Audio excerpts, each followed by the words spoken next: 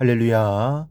사랑하는 대강의 가족 여러분, 오늘 하루도 하나님의 말씀과 동행하는 삶이 되길 소망합니다. 오늘 함께 나눌 하나님의 말씀은 마가복음 12장 41절에서 44절 말씀입니다. 예수께서 헌금함을 대하여 앉으사 무리가 어떻게 헌금함에 돈 넣는가를 보실세 여러 부자는 많이 넣는데 한 가난한 과부는 와서 2렙돈 곧 한 고르드 반을 넣는지라. 예수께서 제자들을 불러다가 이르시되 내가 진실로 너희에게 이르노니 이 가난한 과부는 헌금함에 넣는 모든 사람보다 많이 넣었도다. 그들은 다 그 풍족한 중에서 넣었거니와 이 과부는 그 가난한 중에서 자기의 모든 소유 곧 생활비 전부를 넣었느니라 하시니라. 아멘. 이런 우스개 이야기가 있습니다. 이 5살짜리 여자아이가 엄마와 함께 교회 갔습니다. 그런데 그날따라 목사님 설교가 유난히 길었습니다. 그러자 지겨워진 아이가 안절부절 못하다가 문득 무슨 생각이 났는지 엄마에게 이렇게 말했다는 겁니다. 엄마, 저기 헌금함에 지금 돈 내면 목사님이 나가게 해줄까? 이런 무슨 얘기입니까?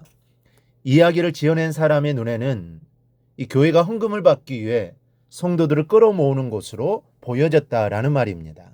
하지만 여러분, 아무리 시대가 어지럽다 해도 헌금을 위해 성도를 끌어모으는 교회는 없습니다.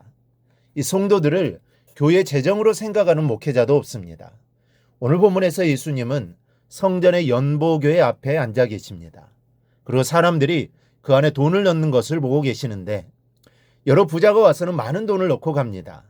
그런데 그 부자들 틈에 끼어 한 가난한 과부가 와서는 2렙돈의 돈을 넣고 가는 겁니다. 그러자 예수님은 즉시 제자들을 불러다가 이렇게 말씀하셨습니다. 이 가난한 과부는 헌금함에 넣는 모든 사람보다 많이 넣었도다. 그들은 다 그 풍족한 중에서 넣었거니와 이 과부는 그 가난한 중에서 자기의 모든 소유 곧 생활비 전부를 넣었느니라. 우리는 예수님의 이 말씀 속에서 헌금의 평가 기준을 다시 생각해 볼 수 있어야 합니다. 먼저 예수님의 말씀은 헌물의 크기보다 희생이 더 소중하다라는 겁니다. 이 본문에 등장한 과부는 가난한 과부였습니다. 여기서 가난하다라는 헬라어의 의미는 극빈자라는 뜻입니다. 그리고 이 과부가 하나님께 드린 렙돈이라는 돈은 당시 이스라엘에서 통용하던 화폐들 중 가장 소액의 동전이었습니다. 이 노동자의 하루 품삯의 128분의 1에 해당하는 아주 적은 돈입니다. 그러니까 가장 가난한 극빈자 과부가 가장 적은 돈을 연보한 것이죠. 가장 적은 것 중에 적은 것입니다. 그러나 예수님은 부자들의 많은 헌금보다 이 과부의 적은 헌금을 더 크게 평가하셨습니다. 이것은 하나님과 사람들의 평가 기준이 다르다는 것을 말씀해 줍니다. 하나님은 물질의 양으로 쳐서 받으시는 분이 아니라는 뜻입니다. 하나님은 그 안에 담긴 희생되어진 마음을 받으시는 겁니다. 참된 선물은 주는 사람이 희생의 마음이 담겨져야 합니다. 중요한 것은 선물이 얼마짜리인가가 아니라 그 선물을 준비하기 위해 지불한 마음입니다. 선물 자체의 크기가 아니라 선물을 위한 희생의 크기가 중요하다는 말씀입니다. 정말 값진 선물은 내가 손해를 보면서도 주는 선물입니다. 하물며 하나님께 드리는 헌물이겠습니까? 헌물에도 이런 희생이 분명하게 담겨 있어야 하는 겁니다. 이 가난한 과부는 희생을 드린 것입니다. 다른 부자들이야 많은 돈을 헌금했다 해도 집에는 얼마든지 자신을 위해 먹고 마실 것들과 입고 누릴 것들이 준비되어 있습니다.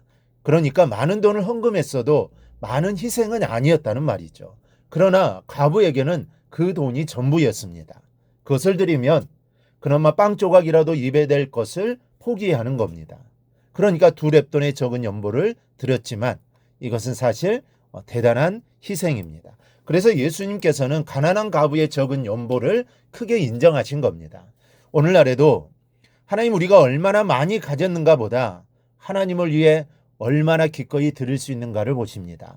많은 시간을 드리는 사람도 있지만 바쁜 가운데서도 하나님께 시간을 내는 사람의 헌신을 기뻐하십니다.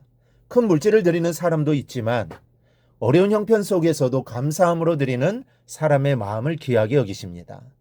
화려한 봉사를 하는 사람도 있지만 아무도 알아주지 않는 자리에서 묵묵히 섬기는 사람의 충성을 기억하십니다. 하나님은 우리의 손에 있는 것을 보시는 것이 아니라 우리의 마음에 있는 것을 보십니다. 그러므로 우리는 얼마를 드렸는가를 묻기보다 어떤 마음으로 드렸는가를 점검해야 합니다. 하나님은 물질 자체보다 그 안에 담긴 믿음과 희생 그리고 사랑의 향기를 기쁘게 받으시는 분임을 잊지 않기를 바랍니다. 또 하나 예수님의 말씀은 전부가 연보의 의미라는 겁니다. 이 과부가 드린 액수는 2렙돈이었습니다. 2개의 동전을 드렸습니다. 아무리 적은 액수지만 과부에게는 이 돈이 전 재산이었습니다. 그렇다면 헌금을 드리는 순간 전혀 갈등이 없었을까요? 이 동전이 하나였다면 아마 갈등이 덜했을 겁니다. 기왕 드리기로 마음을 먹은 것이니 동전 하나를 쪼갤 수는 없는 것입니다. 그러나 동전은 2개였습니다. 하나는 드리고 하나는 나를 위해 빵 한 조각이라도 사서 허기진 배를 채울 수 있었다라는 말입니다. 하지만 과부는 2개의 동전을 전부 하나님 앞에 드렸습니다. 이 전부라는 마음이 헌금의 의미라고 예수님이 지금 말씀해 주시는 겁니다. 여러분, 액수는 어쨌거나 언제나 우리의 마음 전부를 헌물에 담아야 합니다. 그것이 진정한 예물입니다.